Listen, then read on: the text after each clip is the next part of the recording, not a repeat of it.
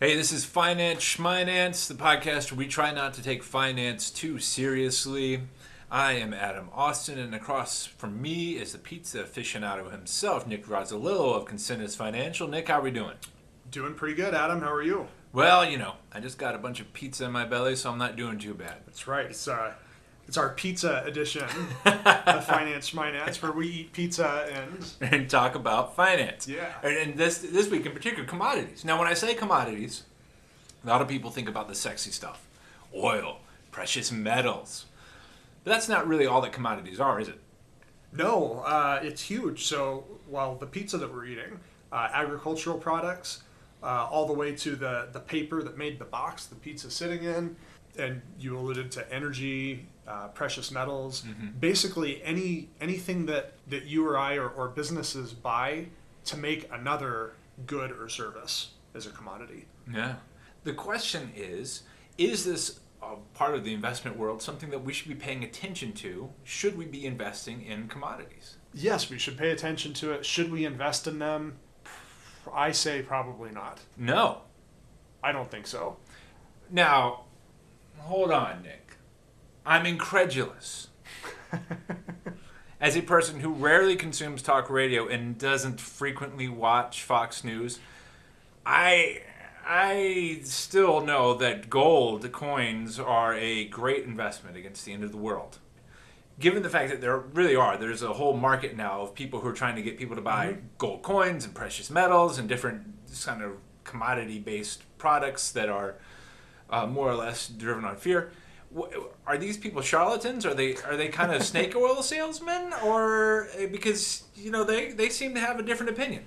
Well, Adam, God help you if you take your financial advice from a talking head on TV. So says the talking head on the podcast. On the podcast. Well, fair enough, right? Like hedging against the end of the world. If it gets to that point, we're all in trouble, and gold's not going to help you. So, with that said, as a long-term investment, I don't like commodities. I mean, it's just supply and demand, right? So the best you're going to do over the long term is keep up with inflation.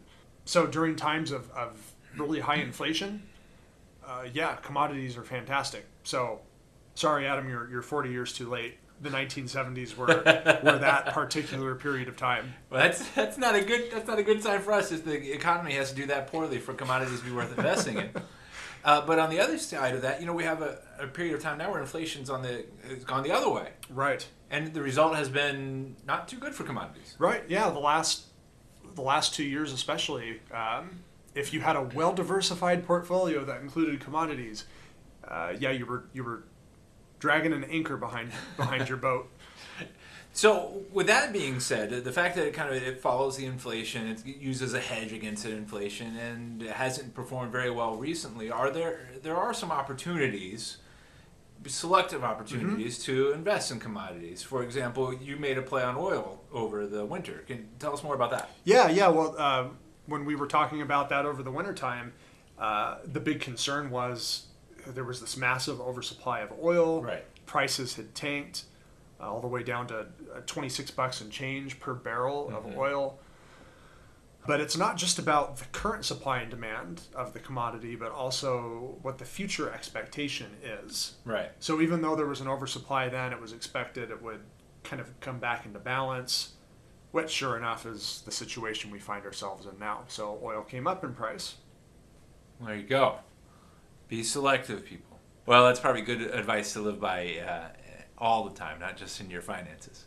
That's all the time we have to talk about commodities today. Nick, thank you so much for chatting with us. We would love to talk with you more about it or get some feedback from you. You can find us online at CommoditiesFinancial.com. Join us next time. We're going to get into inflation, just more exciting topics. Yeah, we'll have another pizza and we'll talk about why the price of pizza has gone up so much the last few years. Maybe we'll diversify, go into Chinese food, huh? But until then, he's Nick, I'm Adam. Have a good one.